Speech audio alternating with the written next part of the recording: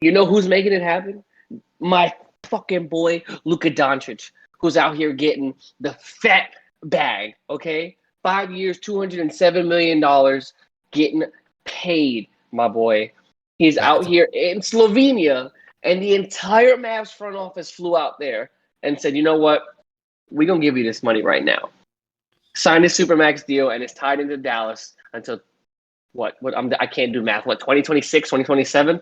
It's absolutely insane. So hyped that this deal got done. Shout out to Luka for being one of the most productive players in this NBA at such a young age, at 22, carrying the Mavericks to 2 playoff berths, and maybe some playoff wins would be nice. Like series wins, but we're working on it. We're getting there. So I mean, Kyle, what do you have to say about this contract? Because I'm hyped as shit.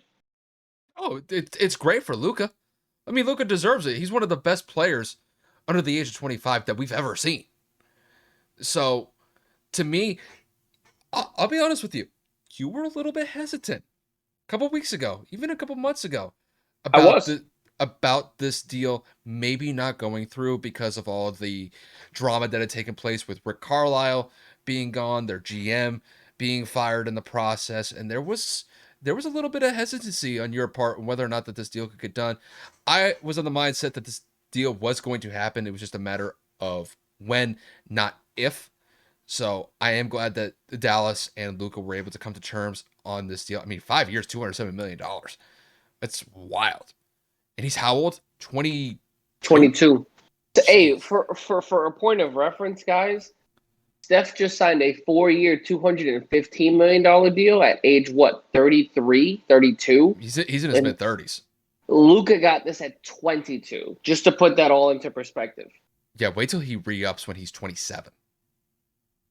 I mean, Jesus. I mean, you're going to potentially be talking about damn near $275 million at that point down the road, potentially.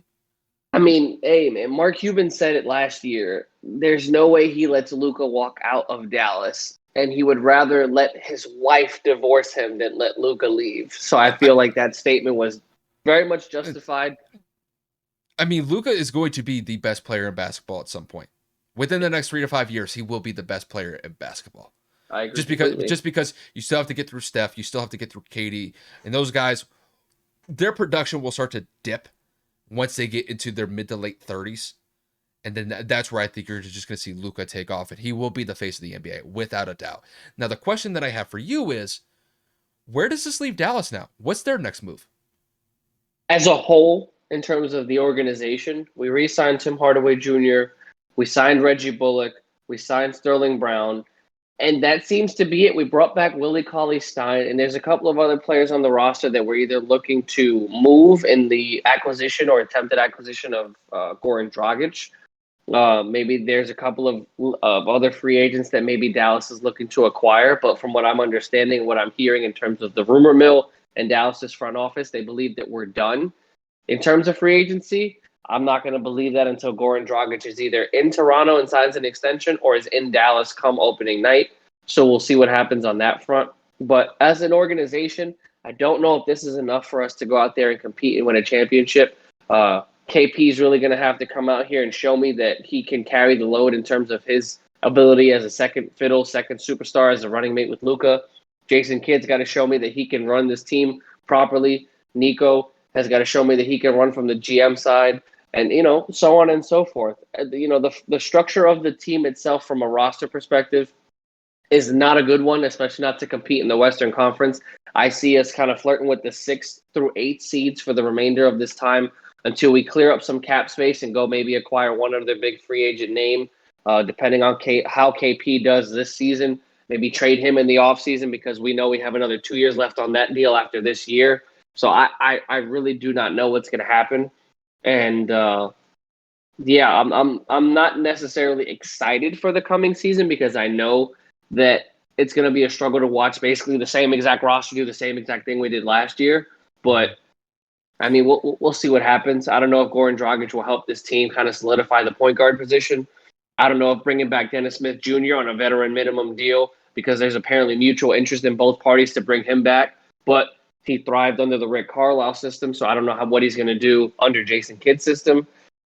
there's a lot of moving variables and pieces as a Mavericks organization and as a fan to really say that we're going to be able to make any type of noise. Can we upset teams in a 7-game series? Absolutely. You saw the Clippers series. We had no business doing what we did with them. Kawhi Leonard absolutely obliterated us. Paul George had his way with us. But we were there in almost every game except for one.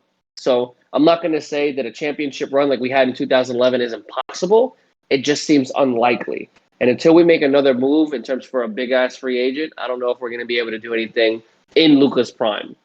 Yeah, I think what you guys have to essentially get is a legitimate and consistent running mate alongside Luka.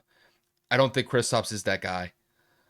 You know, the way that I could see it maybe working out with Dallas in the long term to try to bring in, a solid number two is you're going to have to package probably 3 players and a lot of draft picks to get somebody in.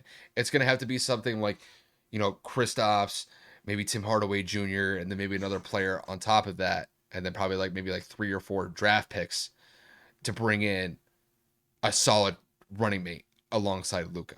I don't know who it would be. I'm just thinking hypothetically down the road, but We'll see what happens. that's what's going to have to be at some point.